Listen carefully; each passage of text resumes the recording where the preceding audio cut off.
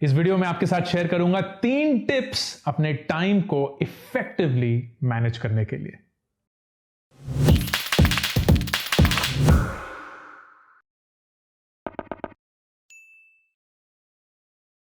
वक्त हमारी जिंदगी में परहैप्स सबसे इंपॉर्टेंट एसेट है।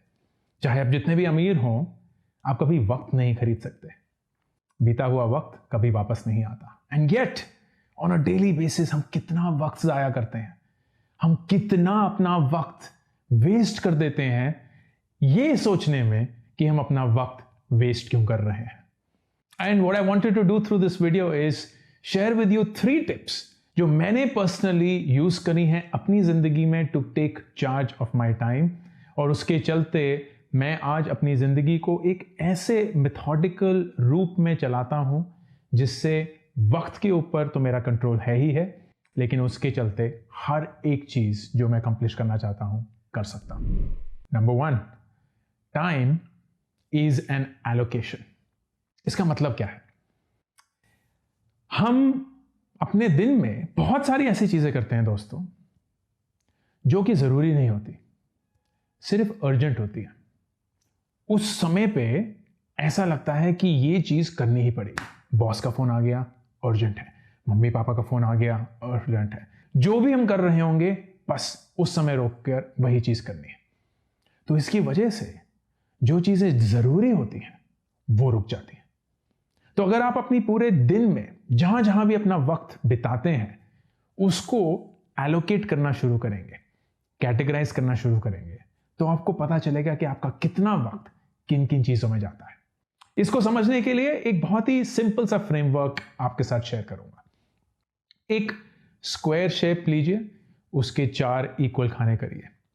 सबसे नीचे वाली लाइन में यह सवाल पूछिए कि जो मुझे काम करना है क्या वो इंपॉर्टेंट है या नहीं। इंपॉर्टेंट मतलब जरूरी, ये काम करना मेरे लिए जरूरी है, इंपॉर्टेंट है, यस या नो।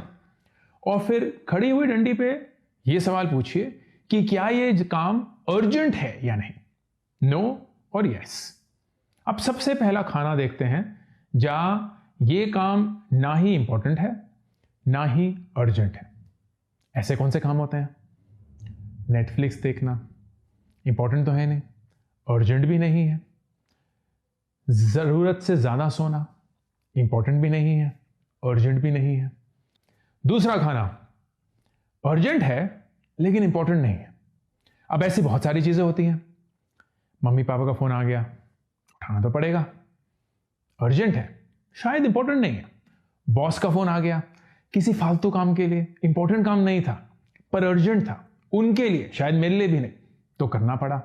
शायद घर में कोई चीज टूट गई है, नल का खराब हो गया, पंखे खराब हो गए, कोई बल्ब फूट गया, अर्जेंट है, इंपॉर्टेंट नहीं है लेकिन अर्जेंट है, करना पड़ेगा, तो आप वहां अपना टाइम रिकॉर्ड करेंगे। एक ऐसी चीज जो कि इंपॉर्टेंट नहीं है, तो ये तीसरा खाना हुआ। इंपॉर्टेंट है लेकिन अर्जेंट नहीं है। एक ऐसी चीज जो कि इंपॉर्टेंट है पर अर्जेंट नहीं है। बहुत सारी चीजें जो सही में हमें करनी होती है इसके अंदर आती है। एक्सरसाइज करना इंपॉर्टेंट है, अर्जेंट नहीं है।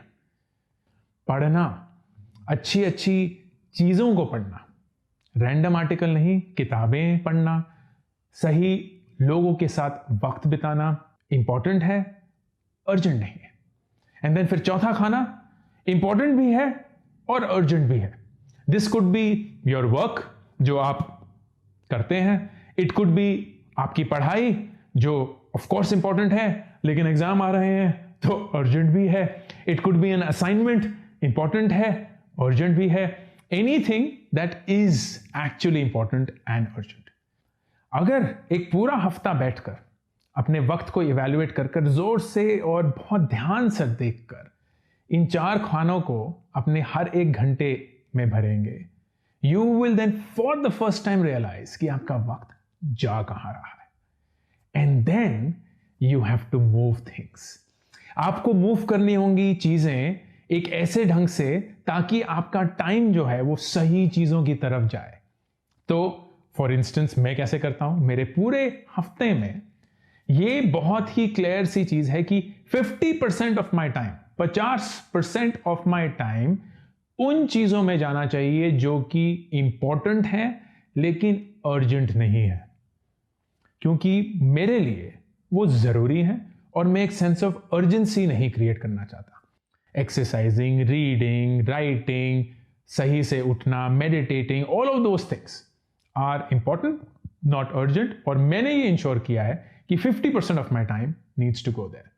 Then I say 25% of my time goes towards things जो कि अर्जेंट भी हैं और इंपॉर्टेंट भी हैं, क्योंकि वो जरूरी है और अर्जेंट भी है। Then about 10% of my time goes towards things जो कि ना ही अर्जेंट है ना ही इंपॉर्टेंट है। इसको मैं जीरो नहीं करना चाहता, ना कि ये जीरो हो पाएगा। मैं टीवी थोड़ा बहुत देख ही लेता हूं, सोशल मीडिया थोड़ा बहुत कर ही लेता हूं, तो ये सारी चीजें जो कि ना अर्जेंट है ना इंपॉर्टेंट है, 10% there, and 15% is for things that are urgent but not important. वो चीजें जो उस समय पे मुझे करनी पड़ेंगी because I have to do it. This is the first tip to taking charge of your time, understanding where your time is going and then allocating your time in the right mix। अब सवाल ये उठता है कि right mix होना क्या चाहिए। मेरे लिए 50% इंपॉर्टेंट बट नॉट अर्जेंट है, लेकिन क्या आपके लिए वो 60 होना चाहिए, 70 होना चाहिए, 40 होना चाहिए? इस सवाल का जवाब कैसे दें? इस सवाल का जवाब मुझे पॉइंट या टिप नंबर 2 पे ले जाता है, which is time is energy. मेरा ये जो मिक्स था 50%, 25%, 15%, 10%, ये मिक्स मैंने डिसाइड नहीं किया, ये मिक्स एक आउटकम था, ये मिक्स एक डेरिवेशन था, क्योंकि मैं अपने आप से एक अलग सवाल पूछ रहा था। मैं अपने आप से ये सवाल पूछ रहा था कि मैं अपनी एनर्जी को कैसे मैक्सिमाइज कर सकता हूं। क्योंकि एक चीज जो मुझे जिंदगी में सीखने के लिए मिली है वो ये है कि जब कभी भी हम बोलते हैं ना कि मेरे पास ये चीज करने का वक्त नहीं है, हम असली में ये बोल रहे होते हैं कि मेरे पास ये चीज करने की एनर्जी नहीं है, मैं ना इस चीज को करना ही नहीं चाहता, मेरे पास ना ताकत ही नहीं है इस चीज को करने की। तो अगर मैं किसी ढंग से अपनी ताकत को मैक्सिमाइज कर सकता हूं, अपनी एनर्जी को, अपनी ऊर्जा को मैक्सिमाइज कर सकता हूं, then I know that I will have control over my time. तो मेरा ये जो मिक्स है वो काफी टाइम के बाद मैंने डिटरमिन किया मेरी एनर्जी को मैक्सिमाइज करता है। अगर मैं 50% से कम वक्त अपने इंपॉर्टेंट बट नॉट अर्जेंट वाली चीजों में डालता हूं तो मेरी एनर्जी कम हो जाती है। अगर मैं बहुत सारा टाइम नॉट इंपॉर्टेंट और नॉट अर्जेंट चीजों में डालता हूं तो मेरी एनर्जी कम हो जाती है। तो मेरा मकसद सिर्फ एक ही है, maximize my energy. And if I am able to maximize my energy, I am able to maximize what I get out of my time. तो दूसरा रियलाइजेशन, दूसरा स्टेप, दूसरा tip in taking charge of your time, इस चीज को करने के लिए दोस्तों थोड़ा वक्त लगेगा। अगर आपने एक हफ्ते के स्टेप 1 के प्रोसेस में ये डिटरमिन कर लिया है कि आपका वक्त कहां जा रहा है, अब आप उसको धीरे धीरे चेंज करना शुरू करेंगे। अपने आप से यही पूछते रहेंगे कि इस चेंज के बाद मेरी एनर्जी लेवल्स कैसी थी, क्या मुझे दिन की शुरुआत में अच्छा महसूस हुआ, क्या at the end of the day में एकदम थक हार चुकी थी, whatever the case may be, and then इस पे एक्सपेरिमेंट करेंगे। चलिए आज इस हफ्ते मैं 50% टाइम इस पे दूंगा, इस हफ्ते मैं 40% टाइम इस पे दूंगा, and you will have to actually track it in a way कि आप उस पे डिसिप्लिन हो। That is when you will know after trial and error, 2-3 महीने लग जाते हैं, that this mix of my time is the best maximum energy I can produce. And third tip, time is money. Time is money. फर्ज करिए, या मैं आपसे सवाल पूछता हूं, एंड वीडियो को पॉज करिए अभी के अभी, कमेंट सेक्शन में बिना सोचे हुए, बिना सोचे हुए, मैं ये चाहता हूं कि आप कमेंट सेक्शन में ये लिखें कि आपका पर घंटे का रेट कितना है, आपके 1 घंटे का मूल्य कितना है।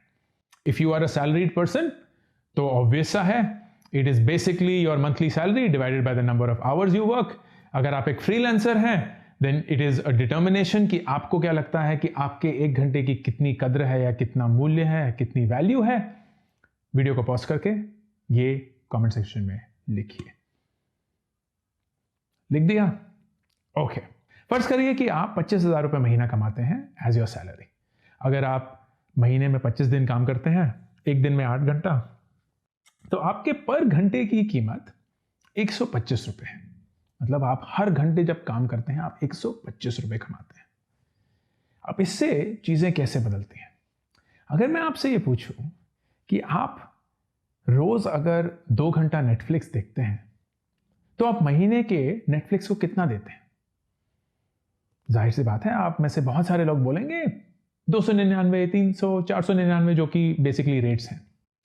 अगर मैं आपको ये बोलूं कि ना आप महीने में नेटफ्लिक्स को 8,000 रुपए देते हैं तो आप शॉक्ड हो जाएंगे, राइट? पर यही सच है।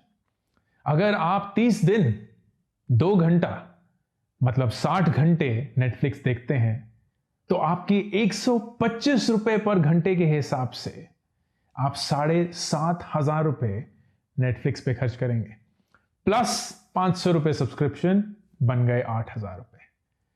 8,000 रुपए।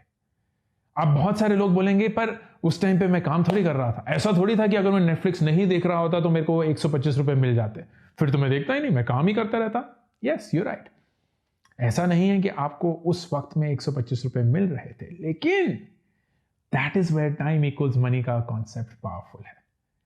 अगर उस समय आप नेटफ्लिक्स ना देखकर, which is not by the way adding to anything that is around your time value, अगर उस समय आप नेटफ्लिक्स ना देखकर कोई साइड प्रोजेक्ट कर रहे होते, कहीं एक ऑनलाइन कोर्स ले रहे होते, कोई ऐसी किताब पढ़ रहे होते जिससे आपकी नॉलेज बढ़ेगी, कोई ऐसा इंटर्नशिप कर रहे होते जिससे आपको एक्सपीरियंस मिलेगा, तो आप शायद 125 रुपए कमा सकते थे, या उस एक्सपीरियंस के थ्रू आप थोड़ी ही देर में इस 125 रुपए को बढ़ा सकते थे।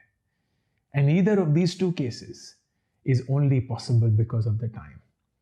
इन 3 चीजों को कंबाइन करके दोस्तों, टाइम एक एलोकेशन है। आप कहां कहां अपना वक्त बिताते हैं। टाइम एनर्जी है, आप क्या करके अपनी एनर्जी को मैक्सिमाइज करते हैं। और टाइम मनी है, विच मीन्स अगर आप अपने वक्त को सही ढंग से यूज करेंगे तो आप उससे पैसा कमा सकते हैं। It gives you the best tool tip to win and take charge of your time. मैं अपनी जिंदगी ऐसे ही जिया हूं और मेरी आशा है कि आप सब भी अपने वक्त की वही कद्र करें जो कि आपको करनी चाहिए। अंकुर वारिको, साइनिंग ऑफ। अभी के अभी इस चैनल को सब्सक्राइब करिए ताकि अगर कोई भी नया वीडियो आए आपको उसके बारे में पता चले।